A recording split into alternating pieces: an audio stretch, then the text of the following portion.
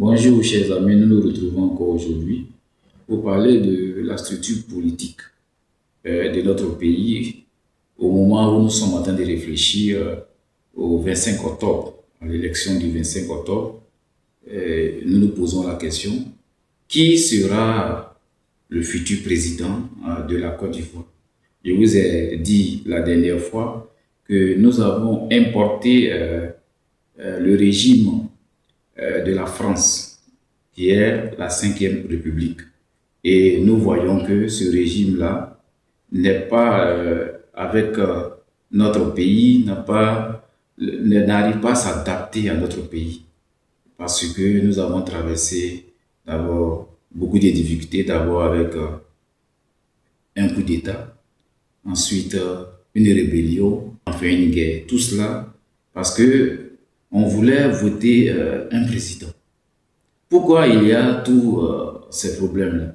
Parce que la Cinquième République tire sa force du bonapartisme, c'est-à-dire de l'empereur Napoléon Bonaparte Ier et de son neveu Louis Bonaparte III.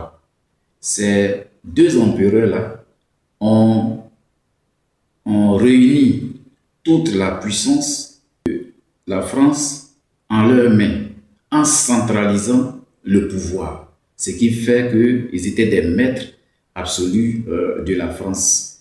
Et le général de Gaulle, comme je vous l'ai dit la dernière fois, a presque repris ce qu'a fait Bonaparte, en devenant aussi quelqu'un qui a presque dominé la fonction de président parce qu'il voulait avoir un homme fort. Et ça, nous l'avons déjà vu. Et c'est ce que nous avons en Côte d'Ivoire. Nous avons en Côte d'Ivoire et dans les prochaines élections, qui sera alors l'homme fort?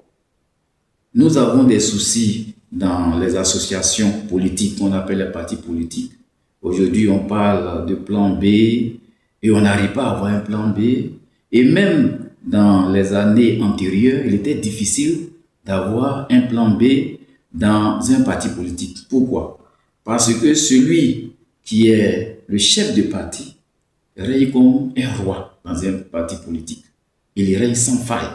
Et il veut avoir une expansion de son royaume en devenant un empereur. Et c'est pour cette raison que les gens courent après l'autorité supérieure qui est la présidence. Donc, cette présidence-là fonctionne comme une monarchie entre guillemets,